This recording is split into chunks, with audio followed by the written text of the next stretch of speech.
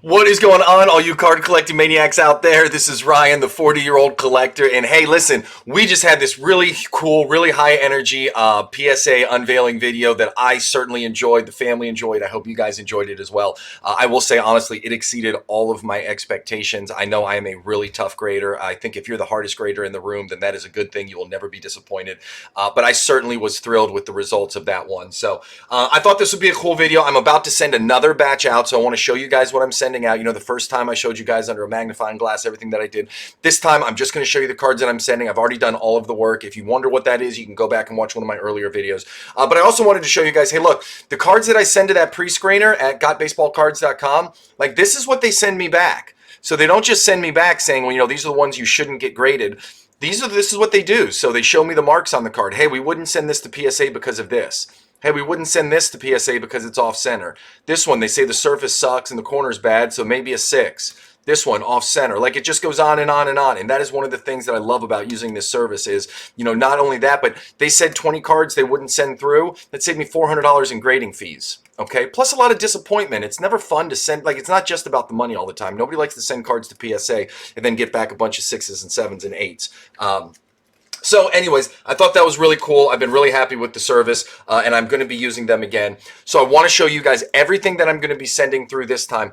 I will start off with this player. I am desperate to try and get this card in a 10 because I think that he is an absolute lock Hall of Famer. This card is really, really hard. I have looked at probably 20 of these, and I have not found any that have been, in my mind, a 10. Even in this lot that I'm sending out, I don't think there's any 10s in this group, but I'm going to send them anyways, and that's the joy of using the pre-screener, right? Like, there's no risk to me. It doesn't cost me any money. I'm going to send it to them. If they think it's worthy, they'll pass it through. If not, they're going to tell me to hold on to it. So here's 1, 2, 3, 4, 5, 6, 7, 8 Trent Williams cards that I'm going to be sending through. I don't know about you. If one of these comes back a 10 and a couple comes back a 9, I will be doing backflips. I never thought 10s were possible until the last video. So, you know, now that I'm all excited about it, I bet I never get a 10 again. Not that I'm a negative Nancy, but just saying. All right, so here's a cool one. I sent these through last time. I just showed you some of the ones that had the markings on it, right? Off center, left to right, off center, top to bottom, left to right, all that stuff. I did get a 10 in my last submission, and I also got a 9, which is really cool. I want to keep the 10 for my personal collection. I would love to submit the 9 for that cancer charity auction that we're talking about doing. So I'm sending some more through. I have these. These are Marquise Pouncey's. This is his Topps Chrome rookie card right here. Same year as that Trent Williams. Just an incredibly, incredibly difficult set to get because I'm telling you right now, this Chrome, it attracts scratches. It attracts scratches. It attracts nicks. It's just absolutely crazy how every time I look at these, I walk away and I'm a little deflated, a little disappointing, to be honest with you, because none of them appear to be worthy of a high grade.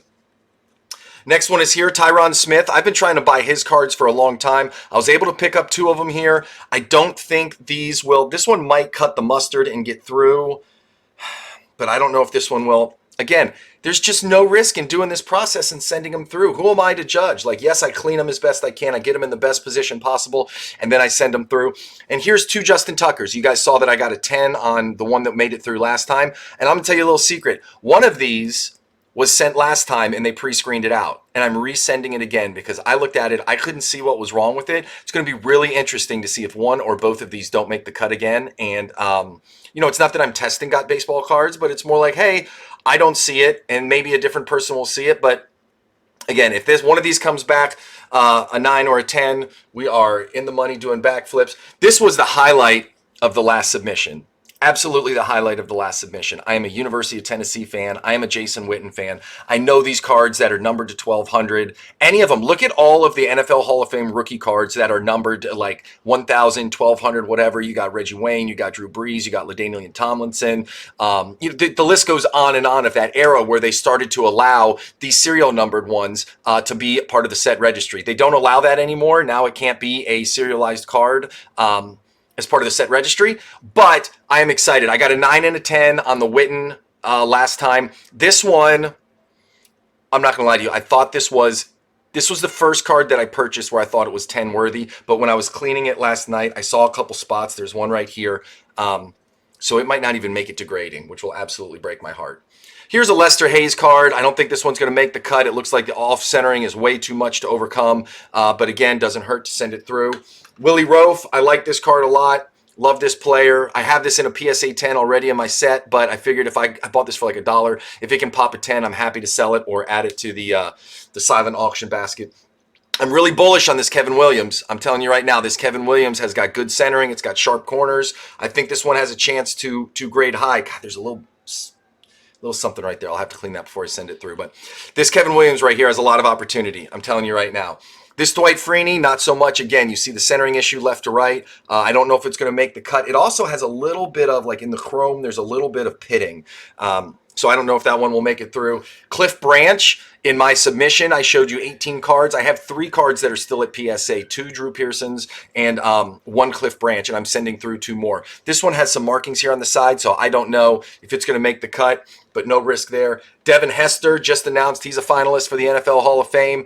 This is a blazer of a card, really sharp corners. We'll see. I think this one has a shot to do something special from the grading perspective. Jahari Evans, this is another one that they sent back to me, and they said, hey, this one isn't worthy to get graded. And I said, fine. I looked at it under a microscope, and I said, I don't see what you see, so I'm going to try it again.